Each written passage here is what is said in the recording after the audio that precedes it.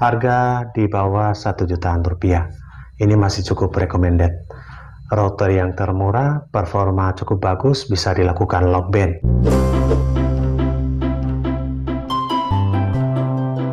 Oke, assalamualaikum warahmatullahi wabarakatuh. Selamat datang di Munir TV, sahabat semua. Beberapa hari tidak mengupload karena kesibukan offline yang cukup banyak, dan kali ini menjawab beberapa request tentang router 4G yang terbaik untuk di area sulit sinyal ataupun di desa, kemudian antena 4G yang digunakan oleh pelanggan Munir TV sampai saat ini.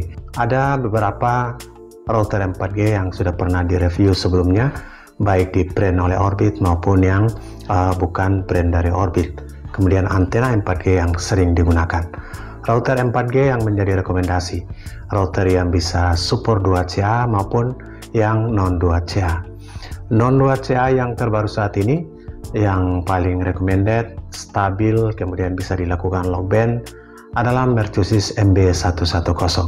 Kita bisa lakukan lock band frekuensi, kemudian performa di jarak BTS yang pernah kita uji lebih dari 10 km, bahkan tembus 12 km, ini sangat recommended.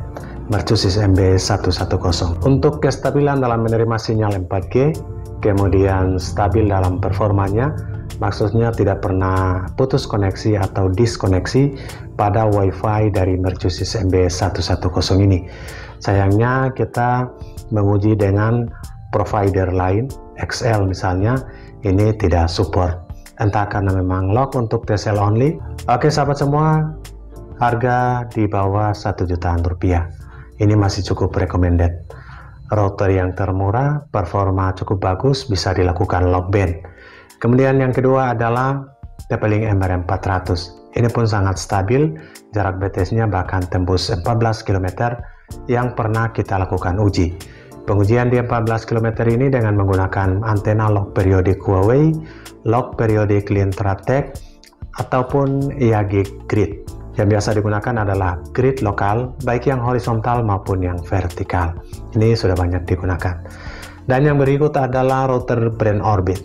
Brand Orbit ini salah satunya adalah Orbit Pro H2 dari Huawei B530 yang cukup recommended karena bisa dilakukan lock band frekuensi dan diuji dalam puluhan kilometer dengan antena lock periodik Huawei, Lintratek maupun IAG grid, baik horizontal maupun yang vertikal.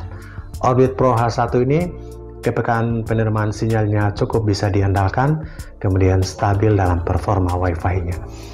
Router Orbit yang berikut yang masih bisa dijangkau, ini adalah Orbit Pro H1. Walaupun ini adalah produk dari Soyalink, akan tetapi menggunakan software Huawei yang kita bisa kendalikan atau kita bisa lock band dengan aplikasi Huawei Control Pro. Brand Orbit yang berikut yang bisa dijadikan portable seperti di review pada video di Munir TV adalah Orbit MiFi H1. MiFi H1 yang pernah kita beli ada yang unlock untuk semua operator juga, kemudian kita bisa lock band frekuensi dan handal untuk dibawa kemana-mana. Kepekaan menerima sinyal Wi-Fi juga cukup bisa diandalkan. Orbit MiFi H1, walaupun ini adalah produk dari Zowie Teknologi, akan tetapi di bawah lisensi atau powered by Huawei. Gunakan software Huawei yang kita bisa menggunakan aplikasi Huawei Control Pro untuk melakukan long band frekuensinya. Kita saat ini juga ada 3 device, diantaranya adalah Mercusis MB110 sudah ready. Kemudian di sini juga ada TP-Link MR400 dan sebuah device dari Orbit yang menjadi andalan juga adalah Orbit Pro H1 Soyalink B535. Ketiga device ini kita coba uji dengan menggunakan antena yang biasa digunakan di sini. Antena 4G, lock periodik Lintratek, lock periodik Huawei. Karena lock periodik Huawei ini sudah jarang atau bahkan sudah discontinue di pasaran, maka disarankan untuk bisa menggunakan lock periodik Lintratek, baik yang 41 cm maupun yang 51 cm. Kemudian antena 4G yang berikut, yang juga paling banyak di pelanggan Munir TV, adalah IAG grid atau biasa kita sebut dengan grid lokal. Harganya Rp260.000. Gridnya Bang Tommy. Ini juga cukup recommended. Kita menggunakan di beberapa pelanggan. Kita uji di Mercusis, TP-Link maupun di device Orbit. Oke sahabat, Orbit Pro H1 satu antena, kita akan uji performanya 2 bar di luar, namun nanti kita lihat di aplikasi Control Pro. Sekarang terhubung dengan loading 4, nama WiFi 2,4 GHz dari Orbit Pro H1. Kemudian kita akan melihat di aplikasi Control Pro. Saat ini terhubung dengan B535933 1 bar di Control Pro. Di RSRP-nya minus 115, SNR 6, ini masih cukup. Kemudian di sel 0395048 ini jarak BTS-nya kurang lebih 12 km dari sini. Kita langsung uji sahabat. Pastikan masih terhubung dengan loading 4. Kita uji yang pertama untuk performa Orbit Pro H1. Soyalink B535 antena lock periodic link Tratec. Pingnya 67 ms sahabat. Kita lihat jitternya juga lumayan bagus, 5 ms. Downloadnya bisa tembus 27. Oke sahabat, ya 27,5 Mbps. Dan nanti kita lihat upload atau unggahannya. Unggahannya masih di bawah 10 saat ini. Jadi sengaja kita menggunakan antena yang berbeda di router yang berbeda supaya kita bisa melihat banyak parameter yang kita bisa lihat, diantaranya kartunya, kemudian device-nya dan antenanya. Unggahan 5,65. Kita uji yang kedua, Orbit Pro H1. Ini dengan kartu SIM dari Telkomsel juga, namun kartu SIM Orbit paket 50 GB. Jadi pingnya sedikit besar, 70 ms, jitter 4. Download kali ini di 27,8 Mbps.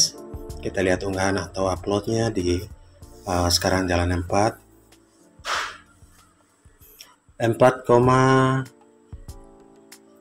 jalan 4 di sangat stabil, namun masih di bawah 10, 4,92 Mbps.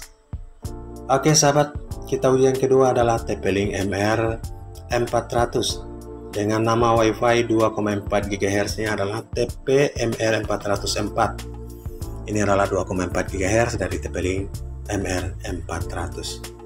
Oke, sudah terhubung dan sahabat bisa lihat sekarang sudah 2 bar di luar menggunakan satu antena juga. Antena WiFi-nya kita tidak lepas karena kekuatan internalnya tidak kuat, hanya menggunakan antena bawahan ini.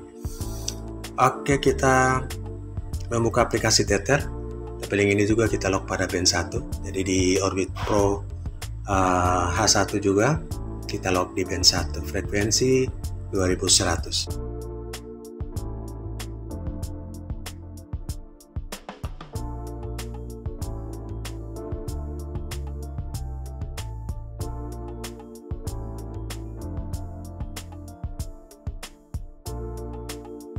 Di internet connection band 1, kita lock pada band 1 dan kita akan uji sahabat.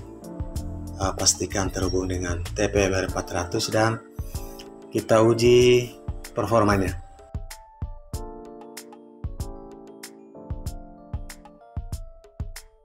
Pingnya juga tidak terlalu berbeda jauh dengan menggunakan antena lock periodik Huawei. Performa dari TP-Link MR 400 di jarak BTS kurang lebih 12 km. Dan inilah performanya. Unduhan 22,0, pingnya 61, jitternya 4. Latensi juga tidak berbeda jauh dengan Orbit Pro H1. Namun unduhan kali ini turun, namun unggahan uploadnya sama, 45, saat ini 5,92. Kita uji yang kedua, TP-Link MR 400.